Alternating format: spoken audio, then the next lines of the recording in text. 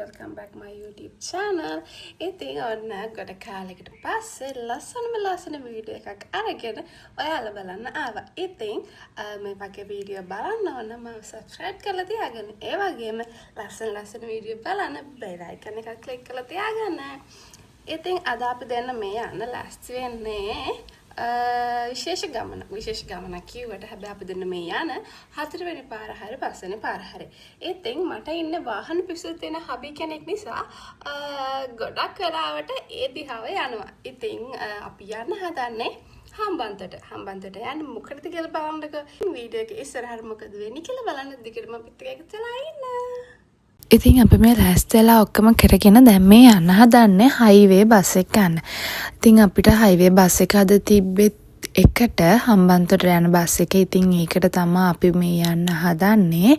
එතන මොකද අපිට වාහනයක යන්න බෑ. අපි ආයි වාහනේ අරන් එන්න ඕන නිසා අපි ඉතින් හයිවේ එකේ එතනට ගිහිල්ලා පෝට් එක ළඟින්ම අපිට හයිවේ එකේ ගියාම එතනින් බහින්න පුළුවන්. ඉතින් අපි දැන් යමු. ඉතින් අපි කඩවත බස් ස්ටෑන්ඩ් එකට ආවා හයිවේ බස් ස්ටෑන්ඩ් එකට. ඉතින් අපි එනකොට චුට්ටක් පරක් වෙලා තිබ්බේ. ඉතින් අපි ඉක්මනට ගියා බලන්න බස් එක තියනවාද කියලා. දැන් අපි ඉතින් බස් එකට ආවා. අද නම් බස් එකේ සෙනග හිටියේ නෑ. එච්චර සමහරත් දවසට ගොඩක් සෙනග ඉන්නවා. ඉතින් ඒ දවසට වේලාසනින් ඇවිල්ලා ඉන්න ඕනේ. අපිට සීට් එකක් හොයාගන්න වෙන්නේ නැහැ නැත්තම්. ඉතින් අද නම් අපි යනකොට එහෙම ලොකුවට සෙනගක් හිටියේ නැහැ. ඒක නිසා ඉතින් අපිට නිදහසේ අපේ ගමන යන්න පුළුවන් වුණා. ඉතින් අපිට පැය 3:00ක 4ක වගේ ගමනක් තමයි තිබ්බේ. අපි මෙතනින් බස් එක නැග්ගේ එකට විතර. එතකොට අපිට යනකොට සාමාන්‍යයෙන් 3:00 වගේ වෙනවා. ඉතින් මෙයාගේ කෝලන් ටිකත් බල දැන් ඉතින් අපි යන්න තමයි හදන්නේ.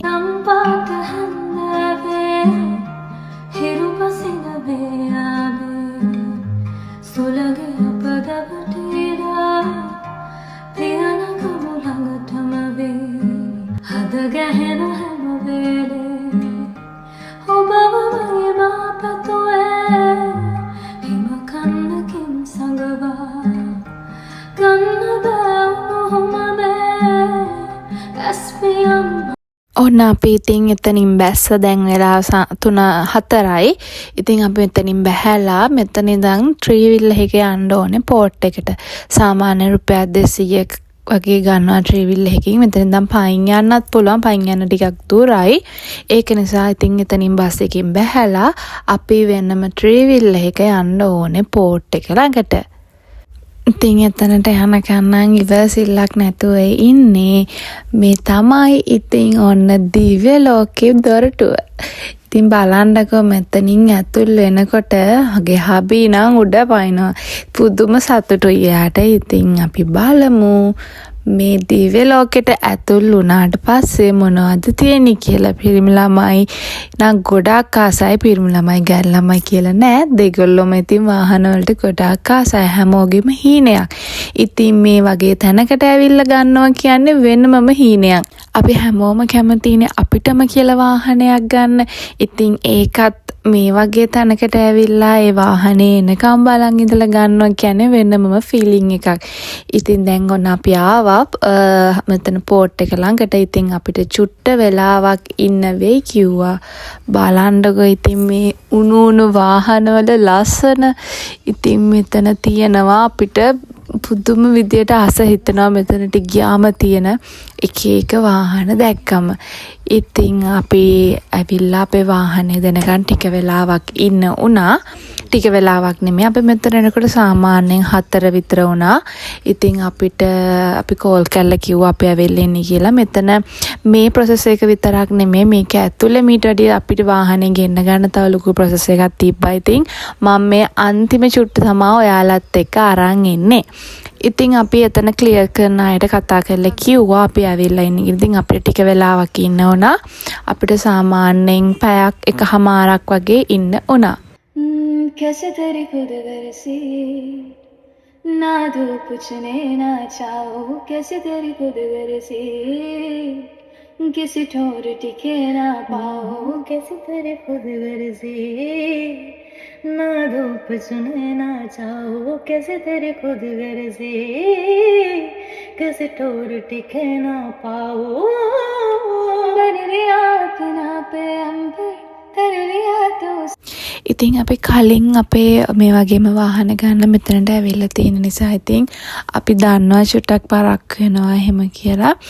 ඒ පරක්කු වෙන එක ඇත්තට මේක අපරාධයක් කියලා හිතෙන්නේ නැහැ මෙතන ඉන්නකොට. ඒ තරම් ඒක ඒ ෆීලිං එක අරගෙනම බලන්න ඕනේ.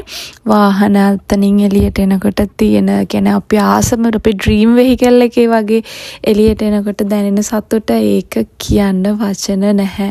ඉතින් අනිවාර්යයෙන්ම මෙතන ඇවිල්ලා බලන්න ඕනේ ඒක තියෙන වෙනස්ම අත්දැකීමක් කිව්වොත් හරි. A few moments later, one eternity later. ඔන්න ඉතින් මාස ගානක් පෙරම් පුරාගෙන බලාගෙන හිටපු වාහනේ පැය එකමාරක් වගේ යනකොට අපි ළඟට ආවා. ඉතින් හරිම සතුටින් මෙයා ඉතින් වටේ කැරකි බලනවා වාහනේ මොනවාද කියන්නේ අපි වාහනේ එහෙන් හොඳ වාහනේ තාත්ත ඉම්පෝට් කරගත්තට සාමාන්‍යයෙන් මේක ඉන්නේ නැවේ නිසා මාස ගානක් යනවා. මාස ගානක් කියන්නේ මාස එකමාරක් වගේ යනවා. ඉතින් මොනවාද පොඩි අඩුපාඩු තියෙනවද කියලා ඉතින් එයා චෙක් කරලා බලනවා. ඇත්තට එහෙමනම් සාමාන්‍යයෙන් වෙනවා බොහොම අඩුයි. ඉතින් ඔන්න අපේ වාහනේ ආවා. Oh my god! Wow!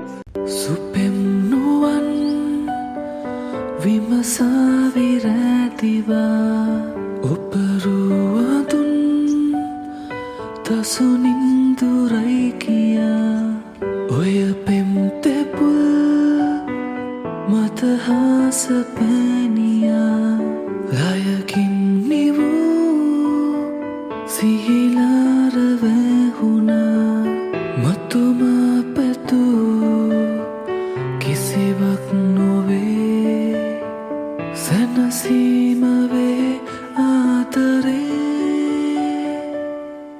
කිරිකෝඩු හිතට අලනු පේතැසයා වුණා මගේ කෝලකමට ලොල හැඟුමනුබට පේවුණා සපදේ සුවදේ කුළුතුල් අතරේ උතුරා ගැලුවේ අමමී ජීවිතේ කිරිකෝඩු හිතට අලනු පේතැසයා වුණා මගේ කෝලකමට ලොල හැඟුම.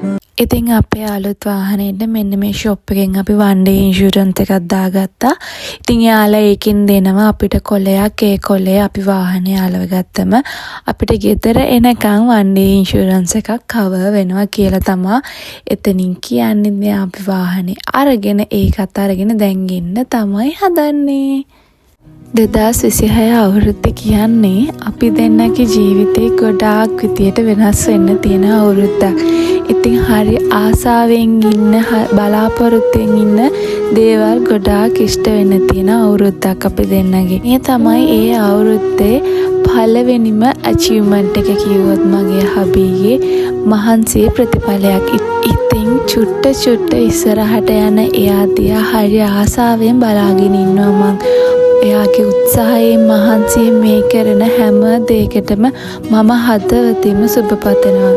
ඉතින් ඔයාලටත් ඔයාලගේ ආසම වාහනේ ආසම හීනේ හැම දෙයක්ම ඔයාලා කැමති විදියට ඇචීව් කරගන්න පුළුවන් වෙන්න ඕනි කියලා අපි දෙන්න විශ් කරනවා. අපි දෙන්නගේ මේ ජීවිතයේ වැදගත් අවස්ථාව ඔයාලත් එක්ක ෂෙයා කරගන්න හිතුවා. ඉතින් ඔයාලටත් මොන හරි මේ සම්බන්ධව දැනගන්න ඕනේ නම් මට කමෙන්ට් එකක් දාගෙන යන්න. මම ඒකට ඔයාලට වීඩියෝ එකක් අරගෙන එන්නම්.